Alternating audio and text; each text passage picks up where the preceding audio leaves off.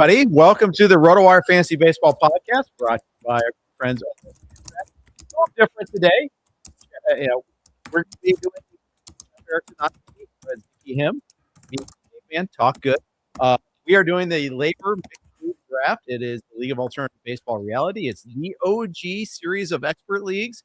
It is the online version of 15-team snake draft, 5x5 league. No special stats rules, very few special rules in this one. And we do have one difference, Fred, that we've introduced $0 bidding to our fab budget. We have a $100 budget now, but we can do $0 bids. And frankly, that is a big deal in our league. Yeah, very big deal, because the lack of $0 bids was really limiting. I think especially factored into your reliever plan as far as speculating for saves. Like, you just couldn't pick up, $0. Yeah, you couldn't pick up $0 relievers every week, or in the NFBC, you can pick up like $1 relievers every week, which is like kind of the same thing, or $2 relievers over the course of the season. You can spend like $50 or something on just streaming possible, future closers, and hope you hit on one. You couldn't really do that in LABRs. Yeah, so that I think was a big one. And it really limited how much you could spend on like a big prospect if there was one available when he came up. But you could do it, but you were really going to tie your hands later on. Yep, exactly. So, it may change a little closer strategy a little bit there, may change our bids early on. Traditionally, that first week before the season starts is always a big bidding week anyhow, because we have 6 weeks of results, or maybe 5 weeks this year, because, season starts a little bit earlier. So it just increases the likelihood we're going to have some big bids from someone who goes undrafted, yet it's going to play a major role on a team, usually a prospect that's getting the call after a big spring training. Yeah, that's possible. Also, maybe someone who comes out of nowhere and, all of a sudden becomes like a rumored save source. That's possible too. Yeah, for sure. Those are maybe the biggest ones. But yeah, and then there's just a lot of depth. I find that first bid round, there's just like a lot of guys being picked up. Maybe guys who just moved from bench jobs to starting jobs because of injuries. Just a lot of us will lose players due to injury too, and we'll just have to find someone. When you come out of the draft, there'll be like a little bit, because LABR has unlimited IL slots. When you come out of the draft, you'll have a bunch of people players undrafted where you'll be like, oh yeah, he's kind of interesting. Oh, I wouldn't mind. Yeah. Maybe I'll try him later. And then after the first fab run, typically I find like all of those players are gone. Yeah, exactly. Because they just get picked up and then nobody comes on the waiver wire because they're just picked up for injured players. Indeed. So you're drafting 13th. I'm drafting 11th. There was no choice in the matter. It was randomly assigned by our commissioner, Steve Gardner, who's not in the league anymore. He's just running the league. He still plays the live leagues that are happening this weekend in Phoenix. But he's taking one league off his plate, and God bless him for doing that. It's lucky for him that he gets to do that a little bit. I need to find a league where I can scale back, but I don't have a league I want to drop, and I can't pull myself to do it. So let me ask you, how do you feel about 13? Yeah, so not great. As the draft, I think just officially. Oh no, it's about to get started. It did get started with Ohtani going first. Anyways, I don't feel great about 13. I was a little salty about it when I texted with your message with you as soon as the draft slots came out. I've come around on it. I was telling you off air that I had to do some thinking on Gunnar Henderson. I decided in the end that I'm good with him. I think the Orioles lineup is much improved. If he stole more bases last year, if he could just hit like he did 2 years ago and steal bases like he did last year, actually forget all that. If he could just play like he did 2 years ago, I'd be fine. Like, he was a top 10 pick last year. He's like 24, actually I became pretty good with him. So if I end up with him in the first round, then I'm happy. And if I don't end up with him, it's because someone who I have even ranked even higher on my list fell to me. So yeah. So in the end, I'm good with it. Yeah. How about you? How are you? You didn't like pick 11 when it first came. And I told you that it was actually one of my favorite picks, because I feel like once we're out of the top 4 or 5, I feel like it's pretty flat after that. So I didn't mind pick 11. Have you come around on pick 11? A little bit. It's fine. I just haven't had an early pick yet. I think there is an advantage to being in the top 5, top 6. And I haven't been able to reap those rewards. So it is a little frustrating that I haven't got a chance at, say, at Juan Soto, at one of the top 2, obviously. We just see Ellie De La Cruz go 5. I thought that's pretty exciting. There's our first curveball. By the way, defending champ Ryan Bloomfield is not live streaming this year. Bubba and the Bloom couldn't do it this year. So, hey, maybe we're taking away an advantage from him. Yes, that's true. Maybe we are taking advantage. Yeah, Ellie De La Cruz going 5th. That's the earliest I've seen him go. That's pretty exciting. First 4 played out pretty as you'd expect, but him going 5th is a curveball. Skubal fell to 7th. Not that interesting. Like Skubal falls to 7th sometimes. I mentioned to you right before we started recording that so he fell all the way to 10th in the Tout Wars draft and Hold League where I took him. I was surprised to see us start with 9 straight hitters, but especially in a draft and hold where pitchers are usually pretty valued. But there's nothing wrong with starting with 9 straight hitters, but I was a little surprised. Paul Skeens just went 9th, a couple of picks after Skubal. So we got one more pick, Jeff, and then you're up. And as I mentioned, I see lots of still appealing players for you. I do too. I'm looking forward to this. I think it is. That part is, to me, it's like I'm happy to see, a couple of guys that I have slotted in this spot. But for me, it's really a debate between 2 players. If I thought it would be like this. J-Rod just went at 10. I figured if he went at 10, that was probably the route I was gonna have a choice between my highest hitter and the highest and then a pitcher. Mm-hmm. That's right. And that's why I'll let you think about who you want. You got about 40 seconds, but while you're breaking that down, I think that's why I like pick 11. Like often you do have at least Crochet there, if not Skeens and Crochet there. And then you still have some really good hitters left. Like Gunnar Henderson, Tatis is there, Kyle Tucker's there. So you can take one of those hitters, or you have the option of taking Crochet. Jeff, you've got about 20 seconds left. I'll leave it to you to let us know who you're taking. I'm going to be taking my hitter, Kyle Tucker. We talked about this on the podcast last week. I think Kyle Tucker is underdrafted just a little bit. This is a guy we're taking at 5 overall in the last couple of years. I know he was frustrating with the injuries last year, but in Dodger Stadium, man, oh man, I love the upside for this year. Yeah, I love it too. His NFBC ADP has stayed around about 14. I don't really get that. I have him around 8th or 9th. There's just some other guys. Yeah, but it's a bit of a bunch. I think he belongs where you had him. I could make a case for taking him ahead of a couple of guys that just went ahead of him, but at least similar. I agree. I think he's going to be really good for the Dodgers. And now, like I said, at 13, now I'll leave Zach Steinhorn's up. Zach can pick hitter or pitcher, and then I'll probably just go wherever he zigs. He took Gunnar Henderson, so that's okay because I am happy to take Garrett Crochet. So that's why I want higher. I'm fine with taking Crochet. I've taken a round 1 pitcher in all of my drafts so far, I think. Because I keep drafting in this same cluster. So I keep picking, I think so far, I haven't done that many drafts. I think I've done like 3. So that, but I keep picking between like 10th and 13th. So I keep falling in that. When the Skubal fell in the Tout one, to me, that was a no-brainer. And then, anyways. And then I took Crochet right around the same spot in a different draft. So I was fine with that. I was fine with Gunnar Henderson. I'm fine with Crochet. Now we'll just see. Tatis just went at 14.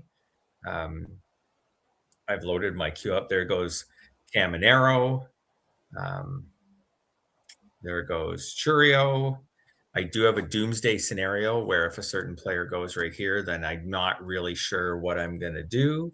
But I was low key hoping I could get a shot at Caminero. I kind of figured I wouldn't be able to. That's the way it's been going, and the reason for that is because of the way third basemen are just they dry up. So right, I don't really want to wait on third baseman, but at the same time, you have to give and take a little bit there. And my give and take was, I got the outfielder in the first round.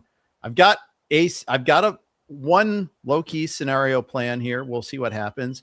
Jazz Chisholm was that one of the guys you're considering? That was not who I wanted, and I actually am going to take I'd taken Cal Raleigh. No, and then you did it to me already. If Cal Raleigh had gone, I wasn't really sure. It just in my rankings, I have a bit in 2 catcher leagues. I'll talk a bit and let you start thinking, Jeff. So I took Cal Raleigh. He was. I just had a draft the other day where I missed him by a pick. So then I actually reached a bit, took Kyle Schwarber next, so I have ranked pretty high. But then I didn't love it. I didn't love filling my utility spot so early. It was okay. Like I think Kyle Schwarber belongs there on merit. Like holy smokes, his numbers, not just last year, but every year in Philly have been so good. So I was fine with it. But anyways, I think Cal Raleigh in a 2 catcher league, he could regress, but he could like a lot and still be a second round. I mentioned this last week. He could regress just 2 years ago and still drive in 100 runs as a catcher. So I don't know. Hopefully, I know there's some risks. There's always some risks with taking a catcher this high. Jeff, what are you thinking here? You're on the clock about 30 seconds. I'm thinking that I'm going to commit a cardinal sin here. I am going to fill up my utility spot in the second round. Yeah. I'm going to take Kyle Schwarber. Yeah. Well, like I said, that's the exact decision I made in a draft a couple days ago. And I didn't really hate it. And I think I was picked 12. So basically the same as you. And I took Kyle Schwarber in the second round. So you have a lot of power. If Dodger Stadium does to Kyle Tucker what you and I are hoping Dodger Stadium does to Kyle Tucker, then you have a lot of power. And so my debate was Schwarber versus buying low on Corbin Carroll, buying the dip on Corbin Carroll. Because there many are thinking, the early reports have been pretty positive about when he possibly could return. They're preparing to be by or soon after opening day. Yeah. He's got a great work ethic. He heals quickly in the past, but the hamate bone injury often saps power. And that's one thing I kind of worry about sometimes initially. You get it back, but do you get it back in a month? Do you get it back in 2 months? That's the part I don't know. That's why I avoided Carroll. I think this opens up the door for me to do a lot of different things. I've got a lot of power between Tucker and Schwarber. I've got, some stolen bases, not zero there. I don't have batting average. Kyle Schwarber can get you a sneaky 10 steals, right? Like he's done that a couple years in a row. Yeah. I don't have batting average is the one thing I don't necessarily have locked in. And that is something I'll have to be cognizant of later on. But I at the same time, I'm okay with that. Yeah. Yeah. I think, you don't have batting average locked in. There's a lot of rounds left. I think that can be a little overrated. I'll mention one thing on Corbin Carroll when you're talking about him. I still have in my head 2 years ago in 2024 when he came out of the gate so slowly and hit 212 with a 635 OPS in the first half. And I just was like, when I've been thinking about him, I'm just like, I just have that in the back of my head and he's going to miss spring training. And I just never pick him. There's just so many good hitters like Kyle Schwarber. Kyle Schwarber, I think I figured out the other day for an article, he's averaged like 46 or 47 home runs a year in his 4 years in Philly. Like, man, that's pretty amazing. I know he'll regress after last year, but yeah, I think you took probably the best player on the board. I was committed to taking Cal Raleigh, which I also, I'm not opposed to taking the early catcher, but I do like the next tier of catchers too. So I'm okay with that. Yeah. Question from, we're talking about Carroll a little bit. Question from SJ Win 66. When is the earliest that you take Carroll or Lindor? They both just went in this range. Yeah, I'm probably more like Carroll probably went about where I would, like mid-second. So that's in a 15. So that's like pick like 23, something like that. And then Lindor, I'm probably like more like on the turn, like the 2-3 turn. Right. That's how. Oh wow, Wyatt Langford. Why in the second round? 2. Tim McLeod takes young players all the time. He shoots his shot and he ends up doing well. I think Tim also took Ellie. So Tim started with Ellie and Wyatt. And Wyatt's ADP is such. So that's like an early pick on Wyatt. But his ADP at the NFBC is such where if Tim had wanted to wait through to the third round, I think he was picking like 34th or 35th. That's like right at his ADP. Yep. So Jenny Butler has correctly pointed out in the chat that you have 2 Kyles. So I don't know if we have the bandwidth right now to research if there's a possibility for you to get another Kyle next. On it. Off the top of my head, no, but not this round. Like there's Kyle Bradish, but that's a few rounds. That would be a reach. I have seen people push him, but not that high. No. I do like Kyle Bradish. I will admit to that. Well, if you want to take him in round 3, just to make your point. Well, maybe if I take someone that played at Texas A&M, I could, because they play in Kyle Station. Maybe I could okay. budget that way there a little bit. Stretch, but I'll give it to you. It's a stretch. But you're working with a pretty limited field right now of Kyles. So yeah. Anyways, that's Manny Machado just went in the second round. That tells you what you know, by Scott Pianowski. Tells you a little bit about what you need to know about third base, though, too. That I think you're going to see a lot of people pushing third base. You see where Caminero went to Jenny at the turn. That's not pushing it necessarily. That's kind of where he goes, but she wasn't letting you get past that. Machado getting taken where he did. I mean, it's kind of eye-opening there. I also find Scott typically as a drafter is like favors like maybe just consistency, like doesn't mind with starting with some boring guys. Right. So he's got Soto and Machado now, like two, like really like veterans, you know, productive every year. So not surprised by that. Scott tends to resist the shiny new toy. Kyle Field, not Kyle Station. Thank you, Spore, for that. Appreciate you. You're right. I almost got it. I didn't quite stick the landing on the joke there. Kyle Finnegan, Kyle Stowers. Yes, there are some Kyles out there. Kyle Teal. Yeah, I believe you guys. You could get a lot of Kyles. I just don't think you can get all Kyles or keep this Kyle streak going any longer. Unfortunately, without really compromising the integrity of your team. Anyways, people didn't come here for all our dad jokes. I did want to mention puns. The hell they didn't. Come on. I did want to mention there's an interesting tier I find of like one-dimensional power hitters that go in the middle of the second round. You kind of kicked it off with Schwarber, but then it also has Alonso and Kurtz. Vladdy's not a one-dimensional power hitter exactly. Like he's a little more batting average, a little less power than those guys, but a no steals guy. I find and then Machado went in round 2 as well. So there's an interesting corner infield and one utility guy, but there's interesting little glut there. And then I took Cal Raleigh, who's the same thing, like much unique in the position. But yeah, I find I've come out of drafts, more than once so far with not enough steals at the beginning of the draft because of all those power hitters. Christopher Sanchez, the second pick of the third round. So we could potentially see a starting pitcher run, I think, here in round 3. Like no pitchers went in round 2. So there were only 3 of us going into the third round who even had a starter. So now we've got How do you feel about that? Fine. I find this is pretty predictable. Sometimes Sanchez and Yamamoto leak into round 2, but if they do, then maybe just a couple less in round 3. But I think this is just where you usually see the run in round 3 of like, I think we'll see 5 or 6 more starters at least taken in round 3 to the point where by the end of the round, about 10 of us have a starting pitcher. For sure.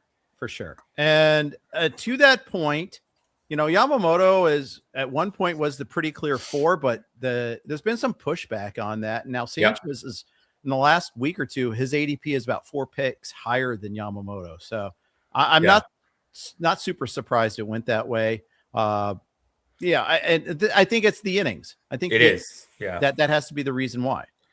Yeah. You can push your innings projection for Sanchez to a point where you can't with Yamamoto. Like you can't reasonably predict 190, 195, 200 innings for Yamamoto. Like it's just the Dodgers aren't going to let that happen. So I totally get that. In fact, if someone wanted to get into some of the guys who go after Yamamoto instead, like I can see it. I would still take Yamamoto next, but yeah. Anyways, I think Scott's taken the clock right down to the wire. It has hit 0. He made his selection of Logan Gilbert right before the clock hit 0. So he is, I'm sure, Scott, those early third rounders, I think you have a lot of, like if you have an early to mid third round pick, you might as well just spend a decent amount of time taking this tier of starting pitchers and ranking them, because you're probably not going to get a pitcher. Like if you're in the top 4 or so, like Scott was, you're probably not going to get a pitcher in the first round. So then you need to sit with Sanchez, Yamamoto, like there goes Hunter Brown. You need to sit with, Sale, Gilbert, Brown, Brian Wu, and you might as well sit there and spend some time. And personally, there goes Yamamoto, who had fallen a bit, and rank these pitchers because you almost know you're going to be making that decision in round 3. Yep. Exactly. Or maybe you decide you don't want any of them and you're willing to wait. But that's, again, another, like, you have to really put some thought into that. Yes, you do. Yeah. And I have for sure. And that's one of the things I look about there. There's definitely a tough decision you have to make there. Ooh, I almost overlooked that Zach Neto went to Rudy at 3.1. And in fact, I did overlook it because I put him on. I put Sanchez on his team, so I overlooked that. I was like, "Where is Neto?" I want to add him to my queue. Oh wait, he's gone already. He's gone. That would have been tremendous value at pick 41 when he goes on average about pick 28, and he went at 31 here. So tremendous value, I say, Fred. Tremendous. All right, so you're getting close. There's a couple picks away. You do not have a starting pitcher, so I don't know if that'll be a big focus here. There's a couple picks though before you, so would have been nice if Hunter Brown made it to me. I will say that much. Didn't happen. Right. Okay. And then the other thing you'll have to think about is after you pick, I'm the only one of the four people behind you on the turn. I'm the only one who has a starting pitcher. So good chance if you leave them that some of them will disappear on the turn. So unless you have a bit of an ace up your sleeve, then you're probably going to lose. Are you surprised that Yamamoto fell behind Gilbert and Brown? A little bit, yeah. I still have, and I don't even feel like my projections for Yamamoto are bullish. Like, I think my ratio projections are solid. Like, but I think we all agree he's a really good pitcher. But I didn't project like a massive innings total, and I still have him where I would take him fourth. So, I am a little bit surprised. I can live with it. I do think Logan Gilbert, especially, who went ahead of him, like his strikeout total can go to a place I think that Yamamoto can't. So, so there's that. But Rooker would have been a nice target there. He goes right before me. Yeah. Okay with that. I've got others. There are others. But now I'm on the clock. Because there's other people behind you that need a starter, and everybody needs a starter, but because they need starters in that ace tier, I'm going to probably take mine now. It's a debate on which slight injury risk I'm going to take. I'm going to end up taking Chris Sale. I was debating between he and another pitcher in this tier, but I think most of Sale's injuries lately have been of the fluke variety, and so I'm going that route. Yeah, I think Chris Sale. Well, it's just Chris Sale's risky. We know that. But he dove for a ball fielding a bunt. It wasn't like he crumpled on the mound with an arm injury. He didn't miss time in September and was shaky going into the playoffs like my other alternative. I'll just leave it at that. Right. Who I might still take, by the way, if it comes to that. But I've got a very specific idea in mind for my next pick, though, too. So we'll see what happens here. We got Zach Steinhorn on the clock for his next pick here. A lot of different options. This is where kind of like you can kind of choose your own adventure, go a lot of different ways. It's really interesting who Zach just took. He didn't take either of the two guys that I thought he was going to take. Get your guy, shoot your shot, right? Well,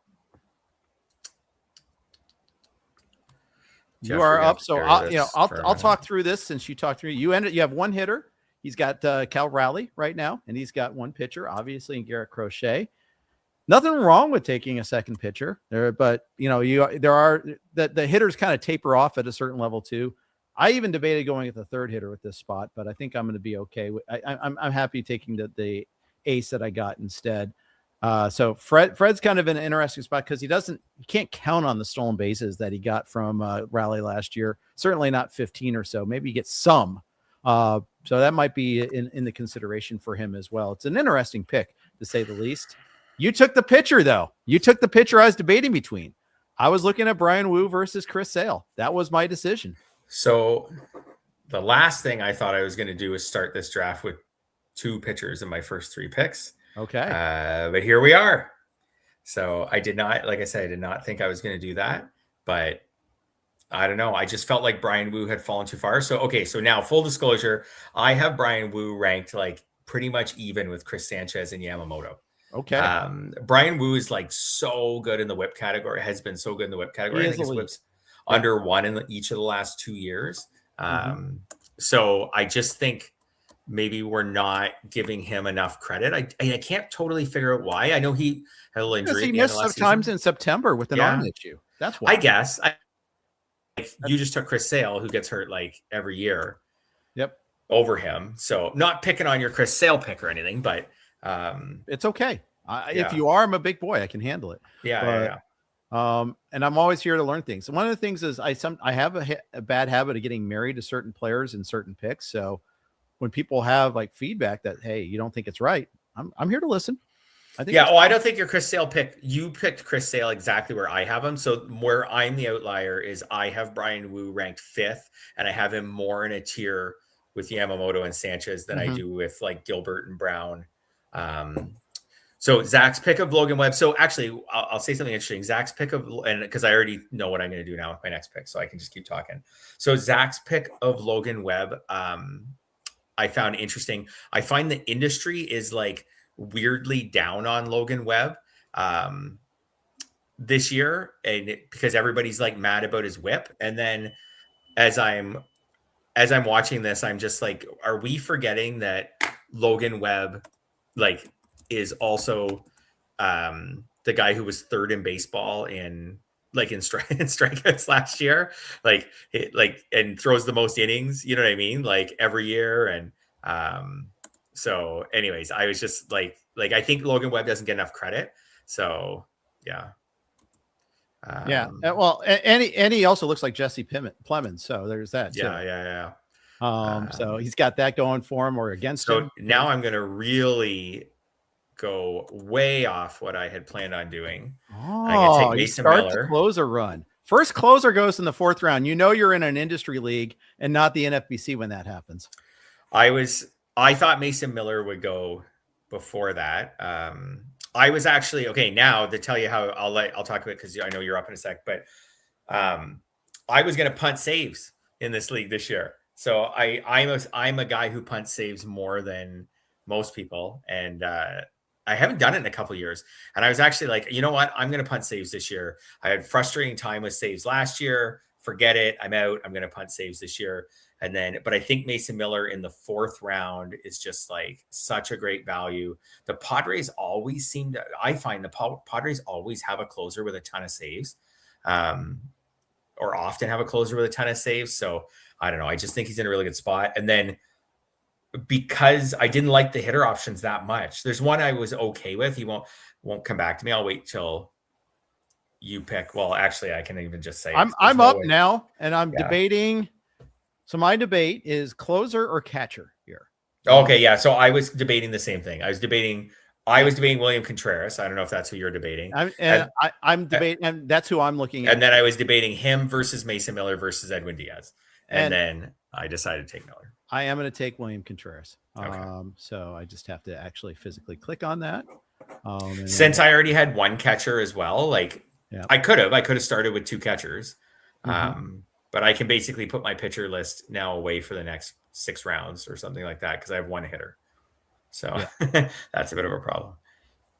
Anyways, I think William Contreras is a great value pick. I've taken him in round 4 in a couple drafts. Shea Langoliers went a few picks before him. I find usually it goes in the opposite order. I also really like Shea Langoliers in round 4. Right. So I would have been happy with either of them. And there's a third. And there's a third in there too. Ben Rice also, I think. Yeah, Ben Rice deserves to be in this tier. Yeah, he's my third, like out of the 3 of them.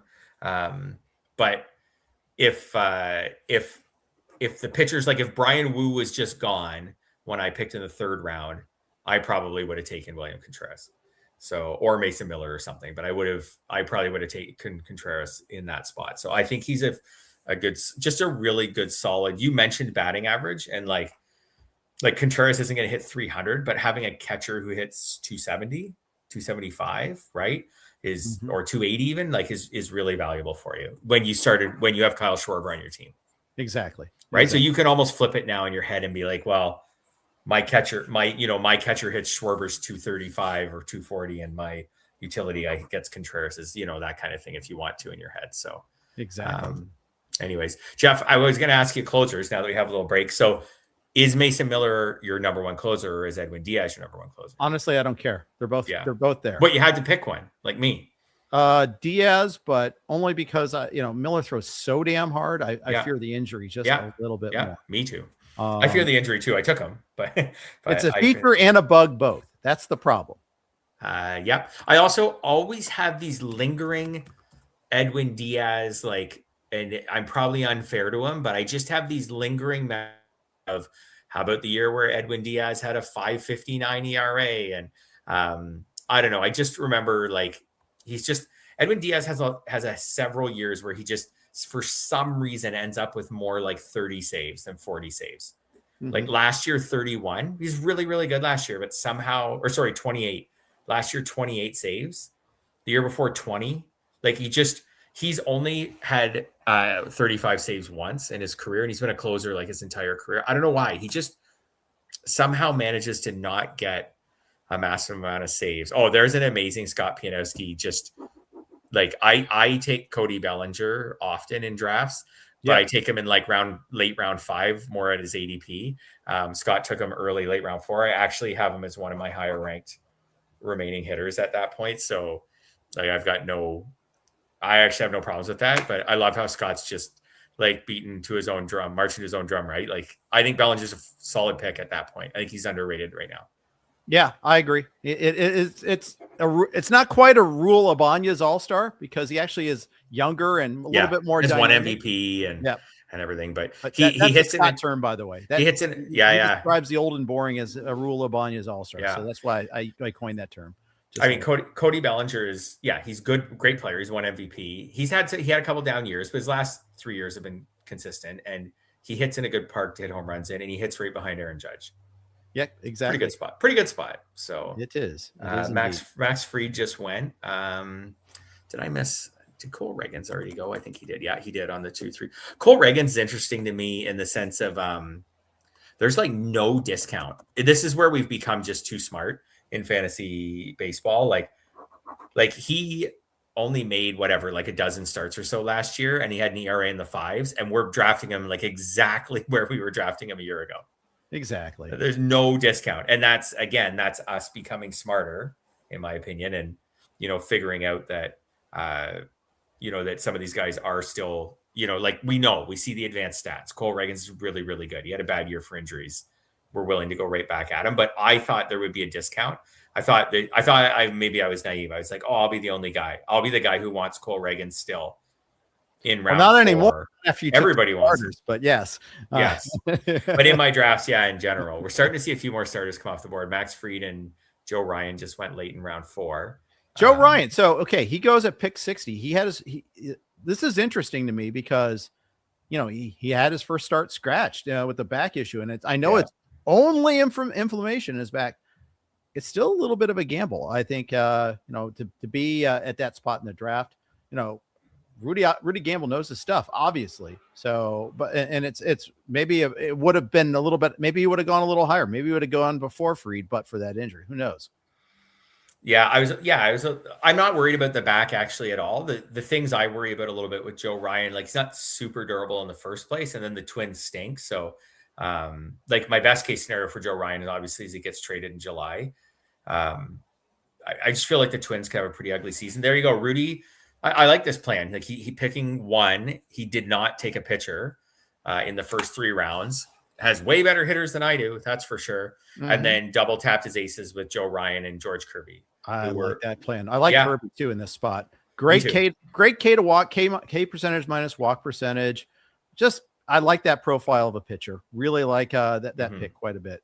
The Seattle pitchers, I'm just generally still a big fan. Like I said, I was a big fan of Wu. I also have Kirby ranked a little higher than his ADP. Mm-hmm. I have Logan Gilbert ranked at his ADP. The park helps. We talked about it last week on the Park Factors episode, but the park I think provides a floor. I don't, people will be like, oh, but they're not as good on the road. Yeah, I know, but they're so good at home. And then sometimes they will be good on the road. So some years, maybe you'll get a really great year out of them. Yeah. Anyway. I have one specific hitter I would take if he comes to me. Other than that, and he probably won't come to me. Other than that, it's kind of wide open. I could go. Yeah, because you just have one pitcher, so you could get another pitcher like on this turn.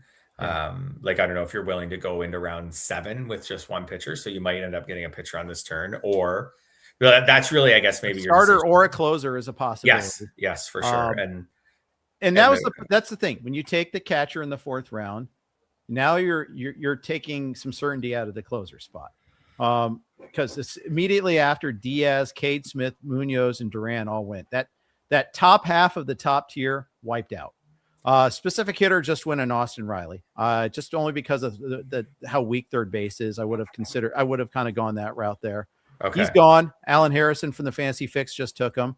You know, he can read cues as well. He's a smart player. He's won Tout Wars before, so I think the draft and hold is where he has his Tout Wars crown. Okay. So the league you're in, as a matter of fact. That's right. That's what we're working through. Yeah, right now about round, I don't know, 12 or 13 right now. Scott just took another one. I love this. I know I keep highlighting Scott's picks. Mookie Betts. There's another guy on Scott's. Scott. That is such a Scott pick. His whole team is like between, I'm not totally looking, but I swear his whole team is between ages like 27 and 33 with several productive seasons under their belt. So, yeah. So good for you, Scott. Keep being you. It's a good roster. I like it. Yeah. So anyways, going back, like I was saying with you, that'll be your dilemma is, would you be willing to go into round 7 with just one pitcher? If not, then you're probably getting a starter or a closer. Devin Williams just went. I agree with you. I think the first tier of those 5 closers are the ones with no warts, like Miller, Diaz, Smith, Duran, Munoz. And now we're down to now we're into a bit of warts. Like Devin Williams obviously stunk last year after a really great career in Milwaukee. Some other guys in this tier, David Bednar, had some up and down times with the Pirates, but it was good with the Yankees. It was good most of last year, not all the year though. You get guys in this tier like Chapman, who's like 75 years old. You get, is still really talented. You get guys in here like Helsley, who's coming off a really bad second half last year. Iglesias, who kind of lost his job last year, and now has more competition. So there's like little warts now. We're into a tier with little warts at the closer's position. Ray Flowers is just like PNL in terms of he likes the known quantities. Taking Freddie Freeman here is just like right in his lane. 5 hitters for Ray as well. Wow. This is why I have so many closers. Guys like Ray, or so many pitchers. Guys like Ray aren't taking them. And then I'm taking them. So there goes Josh Naylor. Jeff, one more pick to you.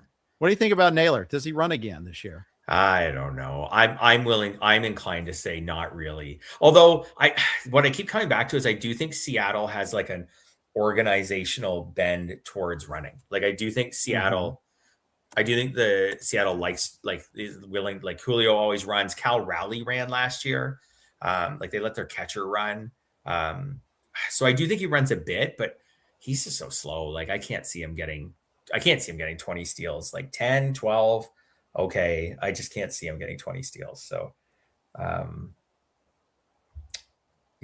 I'm starting to, you're 1 pick away. You're 10 seconds away from being on the clock. Yep. Fangraphs here is up. Nick Podhorzer. Yep. Mike Podhorzer. I play against him in Tout Wars as well. Jesus Luzardo goes. Jesus Luzardo is interesting. Yeah.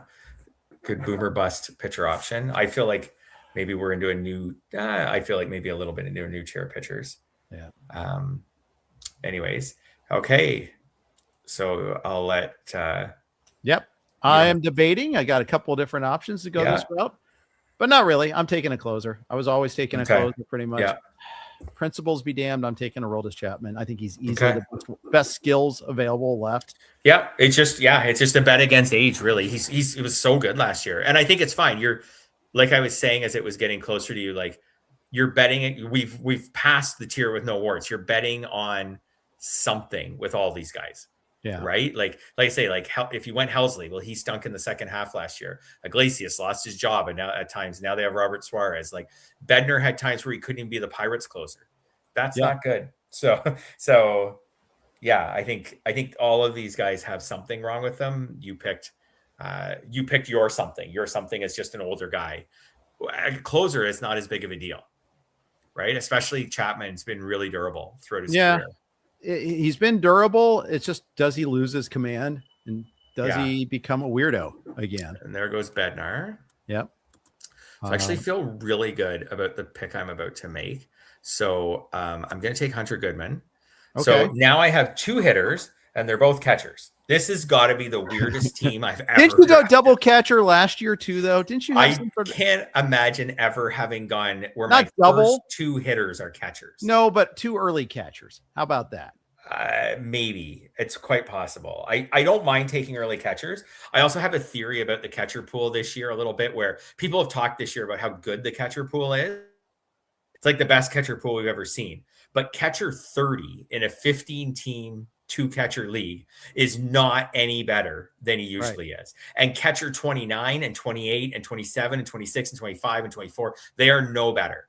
Like the top 10 or 15, there's like a nice middle tier too, actually. Like the top 15, maybe 17 catchers, that group is better than we've seen it. So I want to get a couple guys in that. Like, I feel like there's, like in past years, there's more where we would say like, oh, if my second catcher is Victor Caratini or Carlos Narvaez, like who cares? Like everybody's got a crappy catcher anyways. Well, this year, a lot of people won't.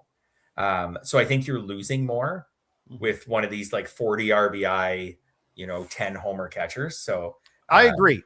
I think for me, my comfort zone goes to about 17, 18 catchers. Yeah. Acceptable zone goes to like 23. Right. And after that, well, then it becomes a little messy. Right. So anyway, so I think, yeah, so I'm totally willing to get in Tout Wars. I took Contreras and Kyle Teal. OBP league made Kyle Teal even more appealing than he is in this league. In this league, he's fine, but in an OBP league, he walks a lot. So in the OBP league, he's even more appealing. But I did not plan on taking. I thought Rowley was a really good chance I would take Cal Rowley. I just didn't think I'd take all these pitchers. And actually, I am not minding this draft so far. So I have like a clear kind of next guy, and I am ready to take him, is Jarren Duran. Fits really well for a guy with 2 catchers. So therefore, like I had like 10 steals so far. So Jarren Duran, who should steal 25 and could maybe steal 30. So he kind of fits when you got a couple catchers. So, and I've got lots of outfield space. So I'm starting to feel a little bit better about this team, even with the weird start. It's kind of I'm just going to kind of talk about it because I know you're on the clock here in a minute and I might have just stolen your pick, but right. I had others. We're good. Okay, good. It's kind of a freeing feeling to not need pitchers for a little while and just, I got to get some at some point, but to not really think about pitchers right now. This is a turn where I would normally take a starter. There's starters I totally am fine with taking on this turn. But because of the picks I've already made, I decided like I can't take my 3rd starter already. Framber Valdez went. He's one of them that I don't mind on this turn. Yep. Kind of Logan Webb. Actually, Zach took him. Okay. While you're picking, I'll mention that Zach has now taken Logan Webb and Framber Valdez. I'm not sure if you can start with those 2 pitchers and have a good whip. I feel like you can have one of them. Like I think I mentioned earlier, I think people are overrating how hard the whip is to work with Logan Webb. I don't think it is as hard as they think, but he's still going to be like a 115, 118 type whip guy. So is Framber Valdez. So I don't know if you want to have those 2 as your ace. Like he may, I don't know. It's just hard to get really low whip guys later. So I don't know how you bring your whip back down. I guess he'll have his relievers, but anyways, Jeff, you're up. You got 10 seconds. Yep, I know. Where are you taking? I always say buy a guy off of his career year. That's good advice. So I'm Byron Buxton. Buy a guy off his career year. You can see that in so many fantasy publications. Just everybody's telling you buy on the career year. You'll never go wrong. They'll always repeat it. It's a highlight of my soon upcoming article, how to finish 7th in Tout Wars. It's not. It's not. I mean, it's not called the career year for a reason. Yeah. Anyways, Byron Buxton. It's just about on health. Right? Like there's no debate that Byron Buxton's really, really good. Yep. So he either stays healthy and that's a really, really good pick, or he doesn't. And, I guess it'll be if he doesn't, it'll just be the degree to which he doesn't stay healthy. Yeah. And even though you're chasing hitting right now, I like where you're at because what you've done is like you're in categories where people are going to be kind of chasing closers and catchers, especially aces too. In some cases here, you're set there, and there's plenty of playing time, building block bats. It may not be, right.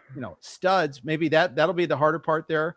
I that's the one thing I'm kind of looking for a little bit there is like, okay, you got to find some breakout guys in there somewhere. Yeah, and I'll start looking for them. Not yet, but a little later. But you're right. Like it's definitely zigging when everyone else zags. Where, other people will be feeling some catcher pressure as we go through. Even when the deep pool of catchers, they'll want to get involved in it. But I could not draft another reliever the entire draft if I wanted to. I could start the season with just Mason Miller and then just work the waiver wire and go from there. So I could not draft another reliever if I don't like the value on any of them. Yep. Obviously keep plugging away at starter at some point here, but I don't have the pressure to. Like, I could draft a starter even next round if I like where someone falls, but I don't have to. I'm not going to get away with just Garrett Crochet and Brian Wu as my starting staff. So I'm going to need to get some more, but I can just chip away at it now without feeling like I'm working from behind. So it should be easy. I have no middle infielders, shortstop's really deep this year. I have 4 outfield spots in my utility spot all open still. Like, it should be easy for me to just, like you say, just chip away at producers, and just kind of mix and match the skill sets. Yeah, right? Absolutely. So that should be good. Like I said, I wasn't planning on taking a closer, maybe at all, especially early. But here we are. I'll be interested to see where the next tier. My rankings are still one guy from this tier, but well, yeah, kind of. Who's that? Yeah. That's what I want to say in case he comes all the way back to me. I know. Because then I take him, but I'll tell you as soon as he gets picked. And I think he'll be the next closer picked. I'm not taking another closer in the next round. I'll just say that. I'm going to give away the store. I'm giving you huge. How many of our fellow drafters are listening to us right now? At least Spore. Bloomfield was in there at one point in time too. It might be half listening, like, oh, these guys are full of it. Jenny Butler, I think, is also part. Might be listening. Or maybe she shared that in the chat actually there. But the chat, by the way, in the draft room has gone totally silent. But it's a serious endeavor, though, too. It's because people are locking in. Yeah, it's easy to chat before the draft. It's easy to chat in like the first 2 rounds, right? Like, kind of the first 2 rounds, you mostly just take the guy. Oh, Scott, Alec Burleson. Like, Scott, this is the most Scott draft I've ever seen. Alec Burleson is so boring in round 6, but he's solid, productive. Based on ADP, that's a reach, but like, he totally fits the profile of what Scott's doing. I think there are better versions of that out there. I don't for sure. He's not my favorite guy that's left. I would take. There's other boring guys I would be interested in, but he does fit. I'm just saying he fits what Scott is putting down. Does Scott have pitchers? I'd have to look. I'd have to pull up. Yeah, he promised that he wouldn't ignore pitching. He does have Logan Gilbert. So Scott so far is Juan Soto, Manny Machado, Logan Gilbert, Cody Bellinger, Mookie Betts, Alec Burleson. Yes, it's solid. It is absolutely solid. And Burleson is first and outfield. So feels that a is a little little low on too. Feels a little low on steals, I think, so far. But again, you can address that. There's a lot of guys left who will steal 30 bases. And right. So Jeff Hoffman just went. He is not my next closer because I have to watch the Blue Jays. So he is actually way down my list. Do you think he loses the job? Oh, I think it's like 50-50. Yeah. Okay. I think 50-50 is pretty high for a guy you take in round 6. I don't know. He's got to go back to the way he was pitching with the Phillies and get the home runs under control. But the Jays have plenty of relievers. If he can't do it, they can go to Rogers. I don't think they really want to go to him. He's not really a closer type, not a strikeout guy, at least. He's okay. I don't know. I feel like he's okay for strikeouts. There goes Agustin Ramirez, another catcher. I just don't feel like after last season's roller coaster ride culminating in the 9th inning of Game 7 of the World Series, I'm just not, as a Blue Jays fan, I'm not putting Jeff Hoffman on any of my teams this year. Okay. So I can appreciate that. I kept him in one league, but I just want to watch him close. Are 2 different things. Yeah. I just want to watch him close and just hope that the Blue Jays win the game. I don't usually do that. I had him on teams last year. I'm not usually that guy with Blue Jays, but just him, especially this year, I would rather be less invested. I'm already invested just in my fandom. So fair enough. Yeah. That is not my next guy. By the way, Bo Bichette would have been my next guy. He was my next guy too. it's a little too early to claim next guy when you're like 12 I picks know. away. Well, actually, I'd go a little further. He was my next guy when I picked Duran. Okay. So if Duran had gone one pick ahead of me, I probably would have taken Bo. Well, here's the sneaky thing about Bo Bichette is we talked about how thin third base is. In 10 games, Rudy's going to have that third baseman. He can wait now and take some guy that it's his third baseman that will mostly be his corner later on in the season. That's a nice luxury to have, knowing that you're going to get that multi-position eligibility. Sometimes I worry about guys switching positions, but a veteran like Bichette, I'm less worried about. Right. I'm not really worried about that. I'm maybe a little worried just him shifting like teams. Mm-hmm. Like he's only played on Toronto. Like I don't know if I want to overthink it. Like this is the first time he's ever been like the guy with the big contract, and he's not the guy on the Mets, obviously, but a guy with a big contract and maybe a little more pressure. But big market. Toronto's pretty forgiving from a baseball point of view. Like Blue Jays fans are passionate, but it's not New York. Like they're not angry. It's not like, you know what I mean? They're not hostile. So, so it's not New York. So that part I think about a little bit. Fair. Anyways. Here's Kyle Bradish. I think he often goes earlier in like NFBC style drafts. Mm-hmm. Definitely was in consideration for me in this pick as well. I can't believe Kyle Bradish lasted to round 7, like the beginning of round 7. To me, that's that's really could be a guy to address whip. You were talking about that earlier there too. Yeah.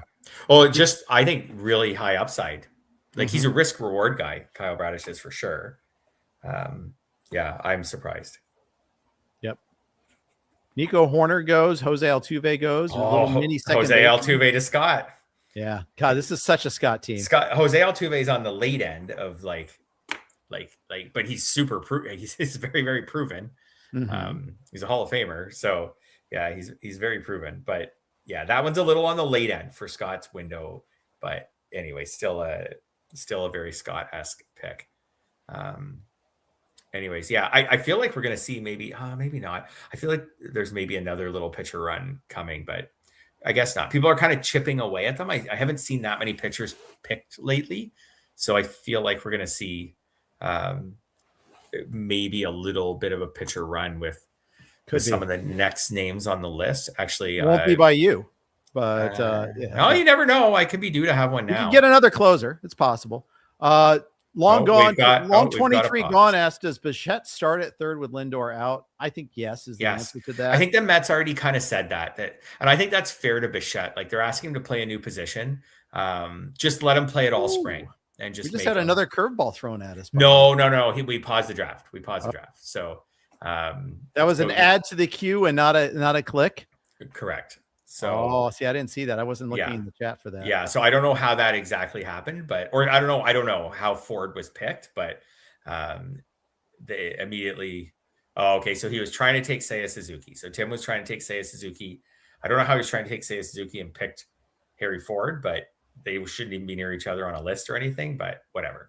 He'll get it sorted out here. I'm sure he did not want to pick a round 26 catcher.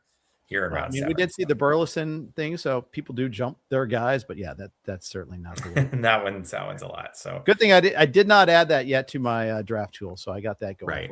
I think it's cool that we can do some stuff like that in these drafts, right? Have Steve right in here, you know what I mean? Get it fixed up. Like it's not good for the league to have someone hit the wrong button and end up in that scenario. Exactly.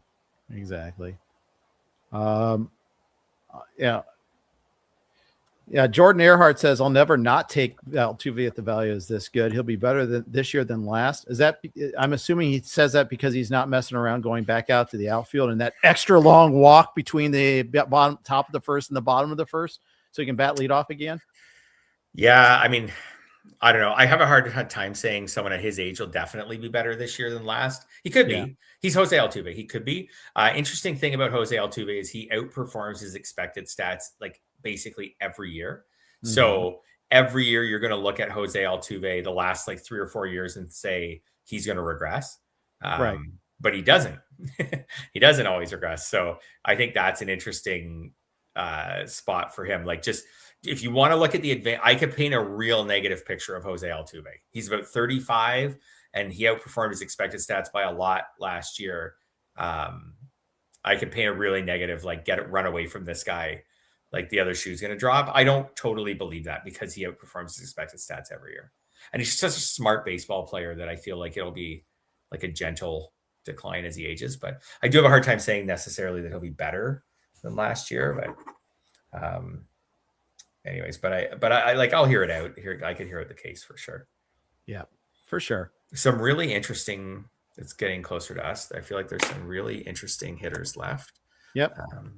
There's a lot of my targets are getting sniped right about now. Bichette, Bradish, Nick Pivetta just went. I like him a lot. I think Salvador Perez actually, still has amazing barrel rates, barrel percentages. So those are a couple of guys I was like, that would have been nice to be able to grab them. I thought Rudy had a really nice turn with Bichette and Soderstrom, like both of those picks, which means I hate Rudy, but that's okay. I don't hate Rudy. He's a nice guy.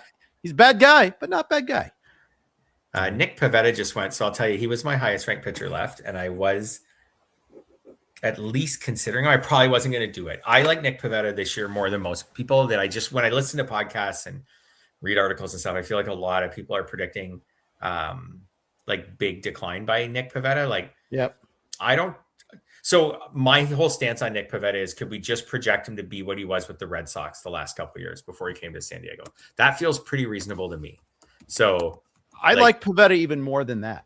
Because guess what? Sure, he benefited from Petco, but guess where he's going to be pitching this year? I know, Petco. So the last 2 years with the Red Sox, and he made like through 140 innings both years, 112 whip and then a 113 whip.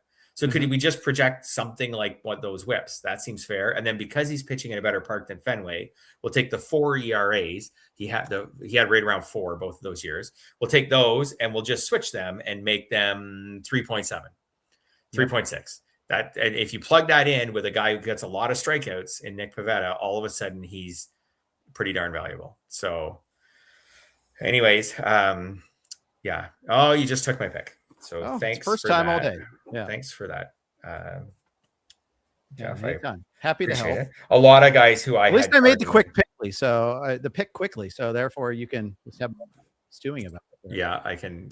Zach will use this full minute before you take yours. So I thought you got that going for you. Right. What's weird is I thought Seiya Suzuki went, but then he's showing up on shows up on my list still. You have to refresh. I think. Well, I'm not going to do that when I'm one pick away. So I'll probably make my pick and then I'll work on refreshing. Okay. You do that. I have. Oh, good. So that was the highest ranked guy on my list, Michael Harris. And I did not want anything to do. Didn't want to take him.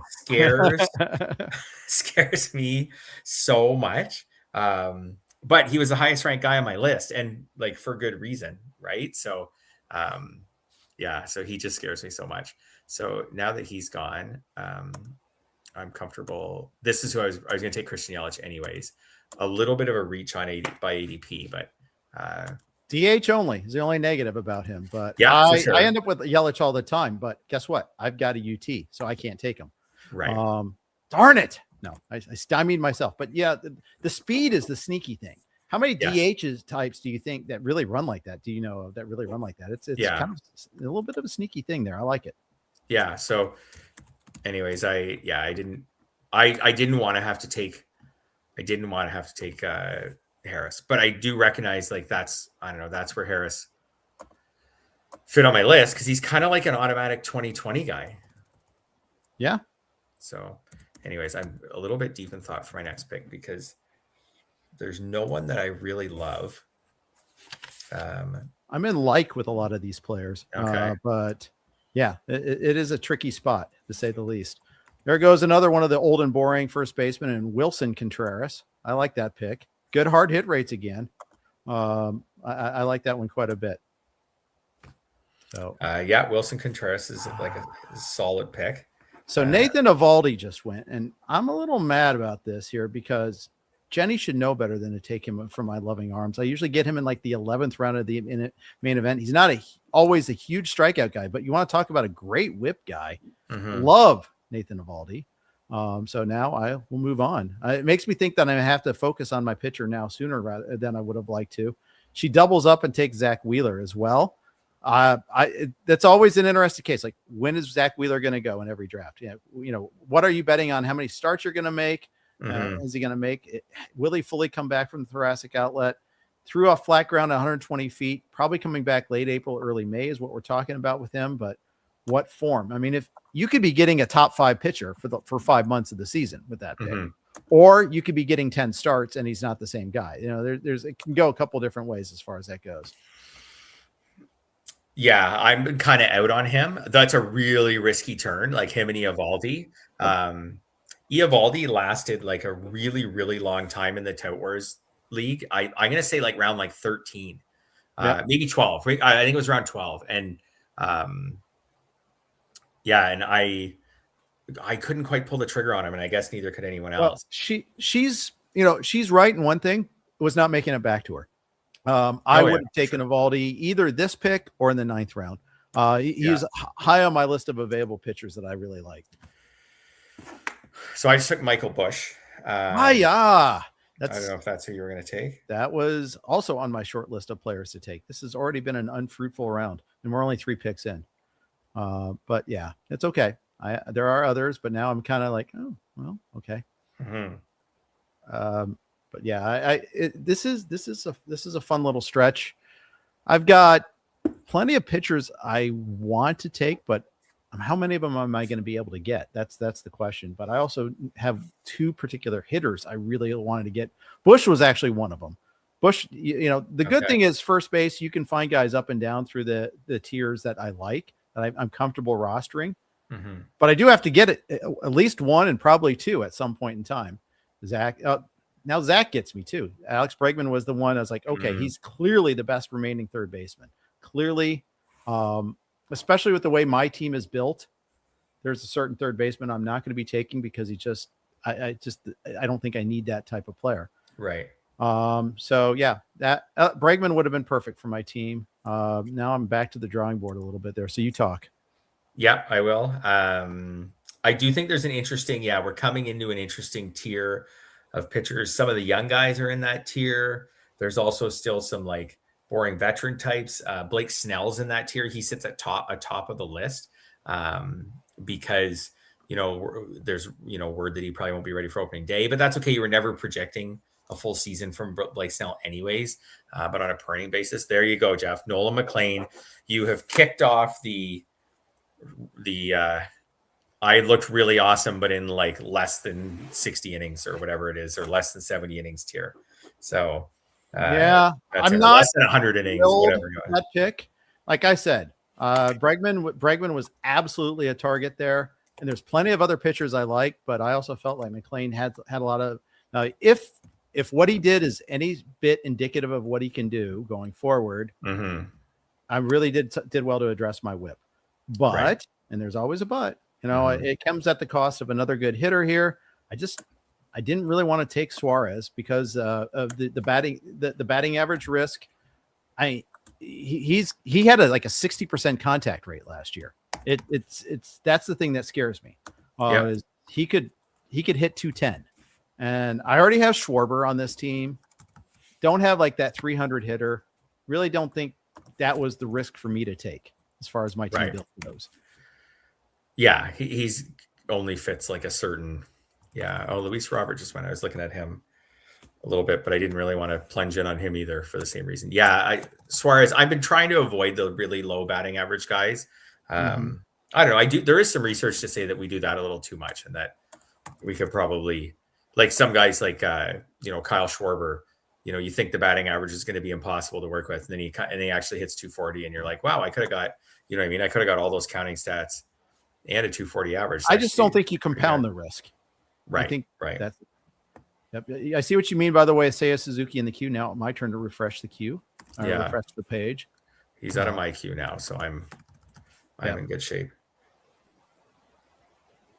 Yeah. Yeah, Mike Gianella says, good pick, Fred. Sometimes you play the ADP game and lose.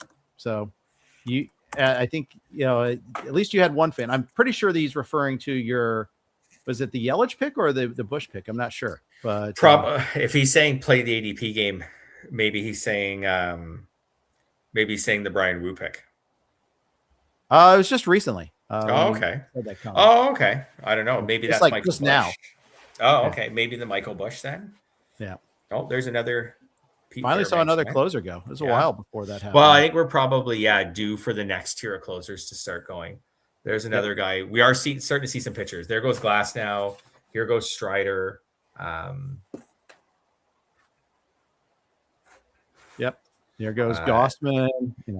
Yes. There goes Gossman. Yeah. So now it's like pick your poison a little bit. Like, what kind of pitcher do you want to go? You're like Nolan McLean could be like incredible. Could be, what were we thinking? Or do you want to go with Kevin Gossman? Jeff and people watching live are going to see me moving rooms right now. Oh, wow. I know. I got to pull up the screen. I'll be honest. I'm not looking at the screen that much right now. That's okay. You don't have to really pull up the screen because I'm just moving rooms right now. This is what happens when you have a long draft and a long podcast. Other people in your family need to live their own lives. So you need to switch from one room to the next sometimes. So anyways, I'll just Justin Mason likes my pick at least. And Jenny Butler says I'll trade Evaldi for Seager. So I got her too. So that's nice. Yes. All right. I do like Jenny trying to make trades right here at the draft table. That's that's near and dear to my heart. Yeah. So anyways. Justin Mason, Paul's podcast partner, goes, can we talk about how bad Paul's team is? So I love that. Justin there. Yeah. Loyal partner. Well done. Lawrence Butler just went off the board. Down year last year. Not sure what to make out of him. And then a little bit banged up too. So like last year. So he was last year, right? Was everybody's darling.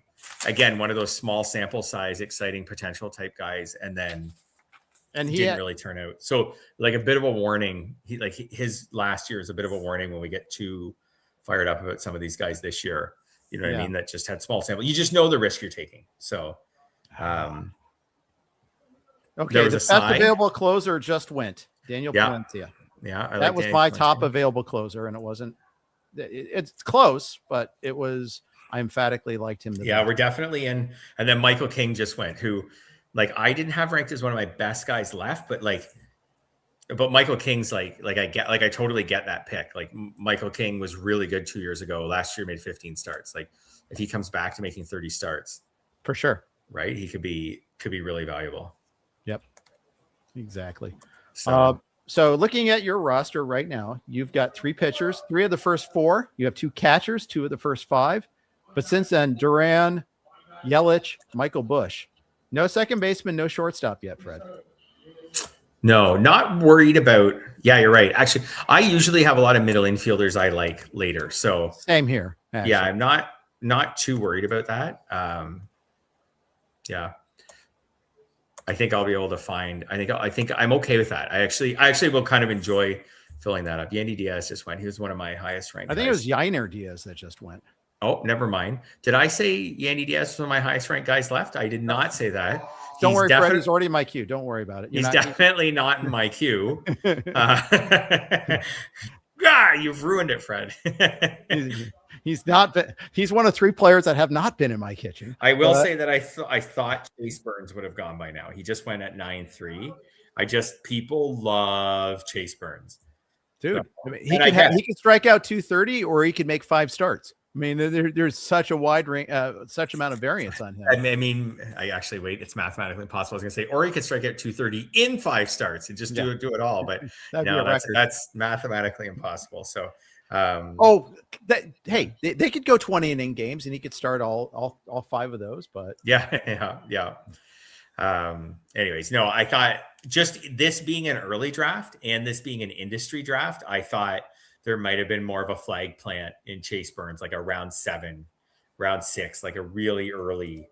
Whoa, that's the earliest I'm going to see Chase Burns. That is a slightly earlier Mackenzie Gore than I expected, but I'm also not surprised because going from Washington to Texas is a nice gain, right there. Yeah. That's the guy I was like. We're in a quick pause here, and Steve just wants to confirm that Scott is good with Mackenzie Gore because he did pick him, I think, as the clock ran out. Yep. So before we get too deep into analyzing this, is Scott good with Gore? Yeah, and he says yes, he is. Yes, he is. Right. There you go. You're really projecting. Don't look. What's Mackenzie Gore's career whip? It's like 1.4 or something like that. Yeah, it's like 140. Yeah, he had like a 1.7 over the second half last year. So, yeah. Oh, Doc Roto, what you do? What you do, Doc Roto? Ryan Pepio. Oh, is that who you were eyeing? Oh, I love Ryan Pepio. Okay, he's a personal fave. Okay, but I thought I could sneak him in a little bit later. I thought wrong. It's okay. There are other fish in the sea. Okay. Yeah. Yeah. No need to panic. Yep. There is widespread panic, but I'll be all right. And geez, I didn't that joke. No, I'm not sorry. Not sorry at all. But there we go. I've got other pitchers I like though in this range. The problem is you need more than just a couple that you like. You need a lot of pitchers that you like in a lot of different tiers. So I'm just adding a few more to the queue just to remember who I like, but we'll see what happens next. Jacob Mizrahi. That's what I was going to take. That's your guy. I was going to take him next. I felt like it was maybe time for me to jump back in on the pitchers, and anyways, I was going to take him next, but I didn't. So now I don't know if I probably won't take a pitcher now. Okay. He was kind of the guy I wanted. Estevez finally went league leader in saves last year, tied with Robert Suarez. Not being drafted as such. We're a sharper market than we used to be. Yes. Where his teammate Cole Reagans goes in the same spot as last year, and Estevez doesn't go any higher after getting all those saves. So yeah, you're right. We are. Ray Flowers, by the way, went Acuna, Kettle Marte, CJ Abrams, Michael Garcia, and Freddie Freeman. Since then, 4 pitchers: Cease, Pivetta, Strider, Estevez. Cease, Pivetta. Oh, interesting. That's a lot of volatility in that group of pitchers. Yeah. Low-key annoyed at Mike Gianella for taking Nick Lodolo, another guy that's an interesting one. I thought would hang around for a little bit. I'm not as scared about Great American Ballpark if you've got a really good pitcher to begin with. If he's a really good pitcher to begin with. Yeah. Lodolo had splits that were he was the one of the elite Reds pitchers who actually did do a lot better on the road. Hunter Green was actually better at home than on the road. As you and I talked about, though, we talked about this in the Park Factor podcast. It's a great home run park. It's not necessarily a great runs park. There's plenty of pitchers that have done just fine in that ballpark there. Yeah, that's right. And that is something I've been thinking about with some of those pitchers is that, it's like they could still have a decent ERA. They could give a fair amount of runs, but still have a decent ERA. All right, I'm up. So you talk, please. I am. I'm probably pivoting off. Pitcher. Oh, Luke Keyshaw just went. Now I have something to talk about. I'm so mad. Keyshaw, and I was totally strongly considering taking him on this turn. So I'm annoyed. That was right near the top of my list of guys that I have my eye on. So definitely annoyed. I like Luke Keyshaw. I think he is Nico Horner, but with like a 2-round discount, maybe 3-round. And he runs. He definitely runs. No, he's Nico Horner. That's it. I think he's got more power than Horner too. I think Horner's a much better batting average bet. But at the same time, Keyshaw's got a lot of ceiling there to deal with there. I basically ran my mouth and gave you Yandy Diaz. Dude, he was at the top of my as your next pick. You probably hadn't even heard of him. Yeah. I've never seen him play baseball. And then one of these days, the Rays are going to get him to loft the ball, I hear. I mentioned him, and all of a sudden you're like, oh, Yandy Diaz. I've heard that guy. So I know who I want to pick in my next pick. It'll probably go because a lot of my other ones have been picked off already. So we'll see about this, but I can go a couple of different ways here. But now I've got 6 hitters, 3 pitchers. So I've got 1 closer. There's not too many good closers left. It's drying up pretty quick if you want to get a second closer. I will say that. God, I didn't even want a first closer. So, I mean, Yep. I already got 1 more than I originally wanted, but you're right. It is drying up. It is drying up pretty quick. If you want to say Zach just took Ian Happ as a guy I like quite a bit. Now he wants a redo. Oh no. If Zach takes my guy, I'm going to be so annoyed. Like, after a redo, because Ian Happ's not like Harry Ford. Like he's like actually a competent Ian Happ. I don't know, is in my top say 15 remaining players or something like that. So he's actually a totally fine pick at this point in the draft. Yeah. Anyways, we're waiting for a pause to redo this pick. We'll see if it happens. Otherwise, it did freeze. Now we can redo it. All right, good. Nothing more exciting than a redo pick in a live stream, but here we go. I like Ian Happ. I don't think that's a bad pick. I'm not sure why he went away from that, but hey. Actually, I don't think you're right. I don't think it's actually a bad pick either. Yep. But just reminder that he's available. Just don't understand how you affirmatively take a pick. I don't know. Maybe it's just a panic. You didn't have a guy that you liked in your queue. I'm going to put Happ in my queue just to show him. There you go. Boom. Tell him he can have Yandy Diaz. You can take Happ. No, you're not that confident, are you? No. Nope. Well, because I know he doesn't get past you. So that's what you'd want me to do. But Dansby Swanson. I wasn't going to take Dansby Swanson, so we're all good. I used to have a pretty good relationship with Dansby Swanson, though, but kind of been backing off him a little bit lately. He's, it's interesting, kind of the line on, he said that he's going to swap power for average this year. Not so sure I like that. Tough ballpark for him. I think that's what really hurt him a lot. And unfortunately, that remains his ballpark. No, very true.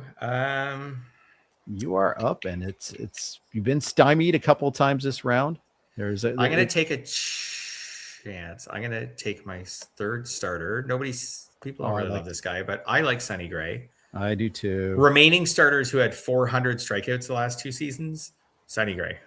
I know his ERA was high last year. Again, he's another guy, like if you believe ERA estimators, the last couple of years, like he's underachieved. But so last 4 strikeouts, 27 wins. Yeah, I don't know. He's getting older. I don't know. I do see the risk in him, but I think I have 3 pitchers who could all get 200 strikeouts with him, Brian Wu, and Garrett Crochet. I like it. So I just feel like and then Mason Miller, my closer, could get 100. Yeah.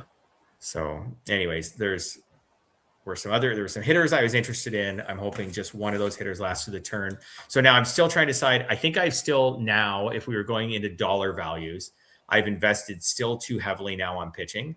By taking now, I've got 4. I only have 5 hitters, and only one of them was in the first 3 rounds. So I probably have to go on like another little hitter run here the next 3 or 4 picks, but I'm okay with that. I think hitter runs are fun. Yep. Jacob Marseille just went. I love Jacob Marseille. I think Paul made a nice pick with that one there. There you go.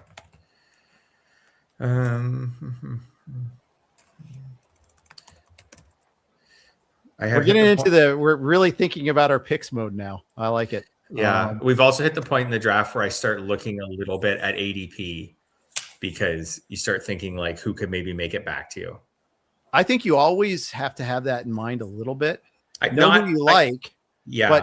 I think you actually need it early sometimes. I think the later. I guess it depends where you're picking. If you're near a turn, yeah. Oh, Jenny Butler, you are a massively horrible person for taking Emmett Sheehan from my loving arms.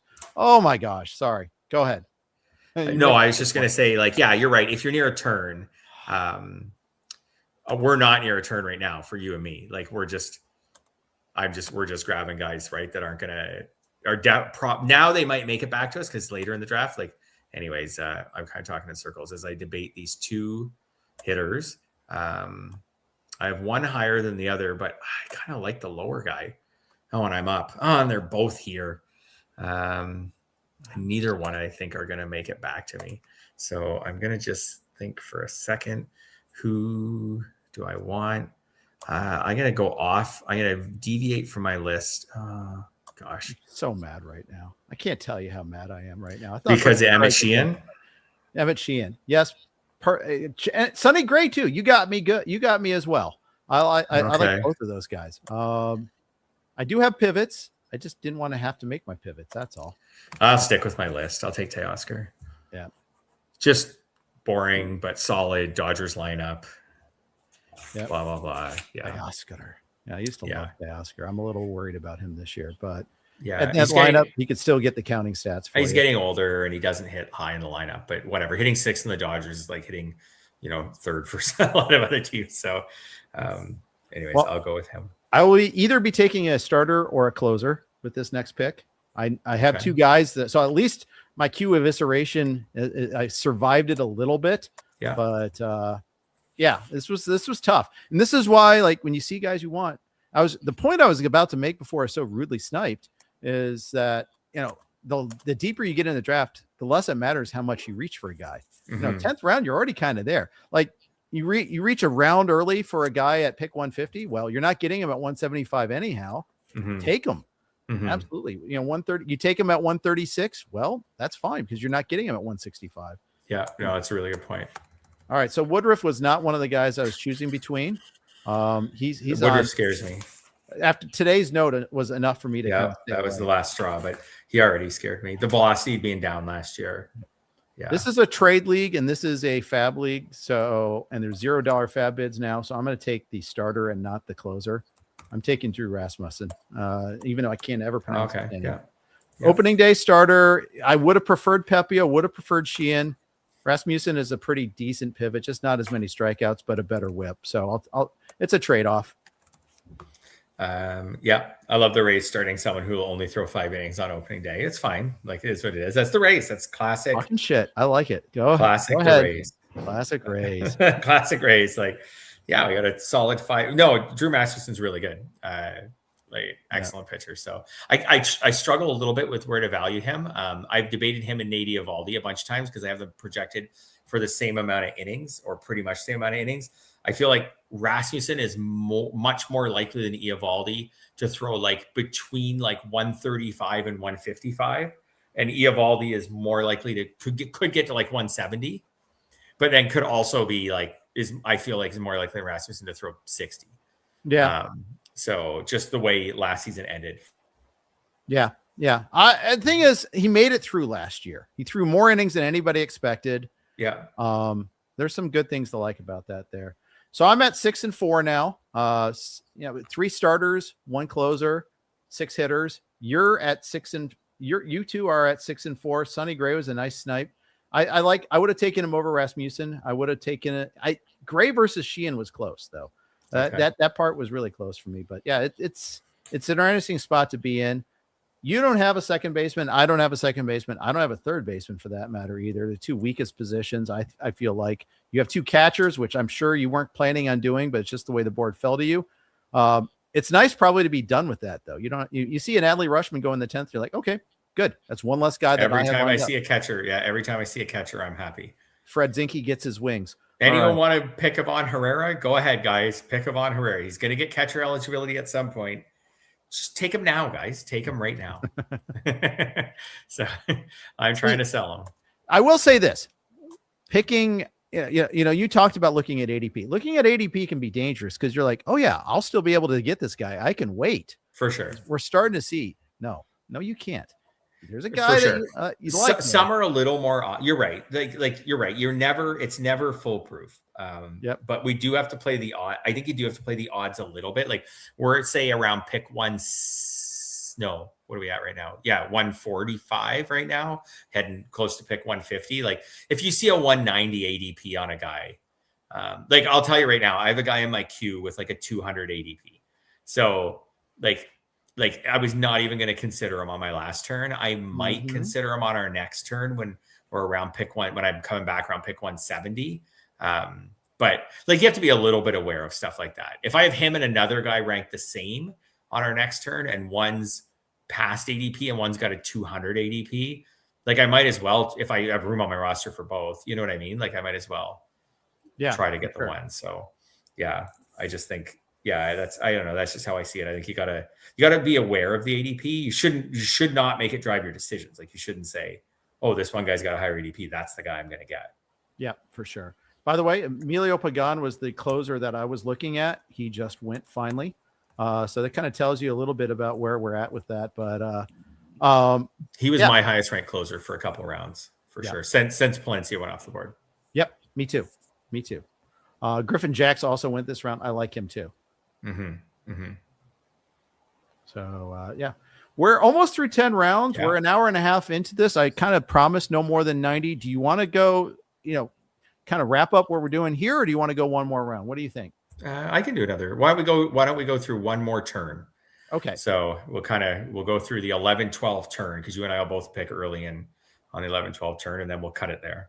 All right. Sounds good. Everybody that way, I'll promise not to. For the fans who tuned in, to just because you're dying to hear our 11th and 12th picks. Yes, exactly. There goes Dennis Santana, by the way. He fell in the Tout Wars draft. He was another one who I am probably punting saves in the Tout Wars League. I have no saves, and it's like round 13. Or it's a 50-round draft, or I'm just gonna do a lot of save speculating.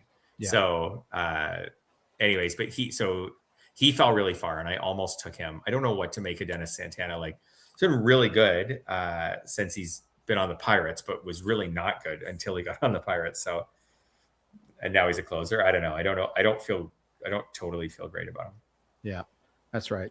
I've got a couple third basemen in mind still that I like. So even though Okamoto just went, who I do like quite a bit, I'm good because I think there's a couple other guys I really like in this range coming up here soon too. So we'll see. I think there's 3 guys I actually like.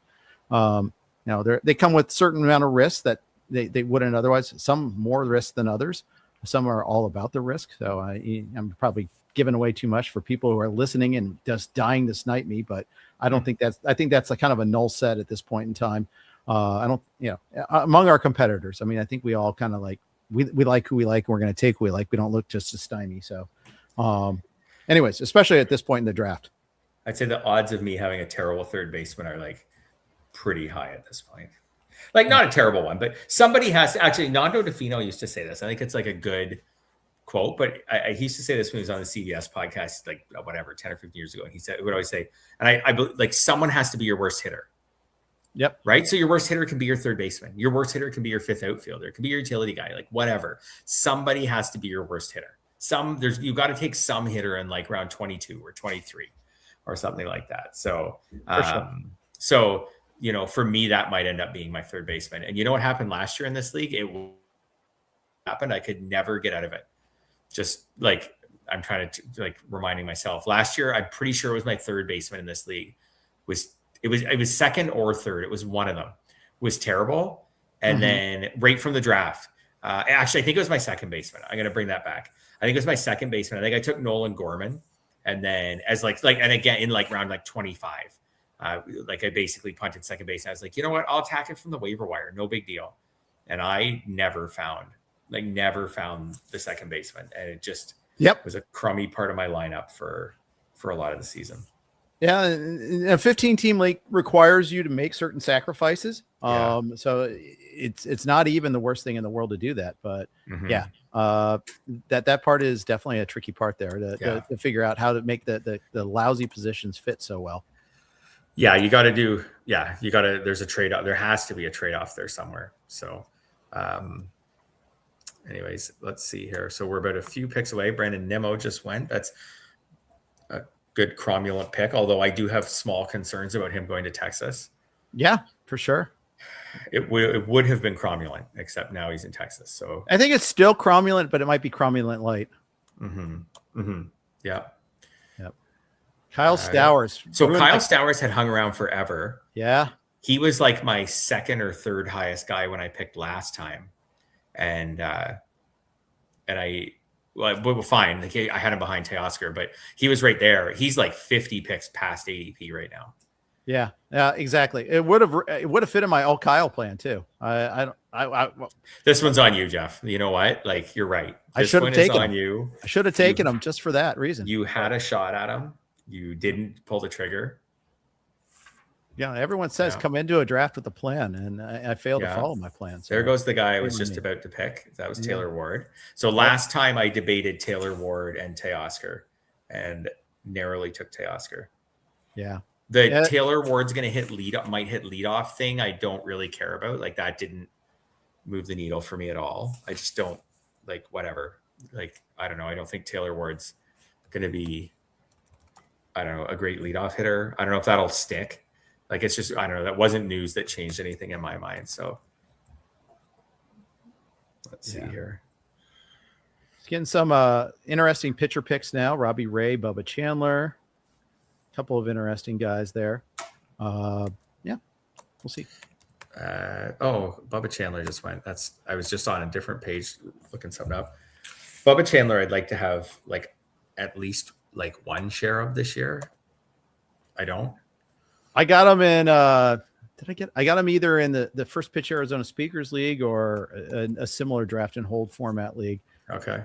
So yeah, a couple of. I'd love to just get like now they're all gone now. I'll just say that like I'd love to just get like one share of a bunch of the young guys. Mm-hmm. Like it's just really fun. I got you Savage in the Tout Wars one already. Yeah, I'd love to just get like have a Mizorowski. Yeah, I'd love to have like a share of a lot of these guys. Maybe I don't get Nolan McLean's a little more expensive, so I don't know if that one will work out or not. But yeah, I'd like to get a share of some of those guys. Yep, for sure. Let's go ahead and keep talking. I'm going to look up. Yeah. So Jeff's up. Dylan Cruz just went. Dylan Cruz is an interesting one in that he's actually been like a pretty bad hitter so far in his major league career, but super high prospect, like really early draft pick, and then super high prospect. And I was going to say, and also just has like that fantasy friendly skill set. I think about like Michael Harris in that regard. Even when he's not playing well, he's still kind of 2020. Even when Wyatt Langford is another one. Even when he's not playing well, he still does a lot for fantasy. So Jeff ended up taking the dreaded Ian Happ pick. The dreaded Ian Happ pick. So I'm good with Happ. Okay. He lasted basically 2 rounds after the fake pick. Okay. Yeah. Nothing wrong with Ian Happ. There's a cromulent pick for sure. Oh yeah, he's a boring pick. But yeah, for sure. Yeah. So Zach's up. What are you looking at for your next pick here? I'm probably going to jump into the world of middle infielders. I think it's about time to do that. Josh Hader just went. He finally drops to pick 162. Josh Hader does. News that he may not be ready for opening day. I don't think anybody expected him to be ready for opening day. So not really news necessarily at this point in time. Right. So I don't love this pick, but I kind of think it's like, I think it's what this team needs right now. So I'm going to take Xavier Edwards. Little bags. I like it. Yeah. It's like right around his ADP. So like that part's sure. Like I'm not reaching on him. When I say I don't love the pick, I don't usually love taking like the no power guys. But if I look at my team, because I invested in 2 catchers, like I've got Cal Raleigh and Hunter Goodman, that could be 70 catcher homers. I took Michael Busch. There's a lot of homers. Teoscar's mostly homers. Yelich a little balance. Jaron Duran gets some steals. I felt like I needed like a 30 steal guy. So he kind of fits the bill for me. And then, yep. We just saw Ryan Walker and Bryson Stott. So another decent second baseman. Stott, I think, sometimes gets underdrafted, but not here. He went about right, I thought, in this one. Yeah, I agree. Let's see.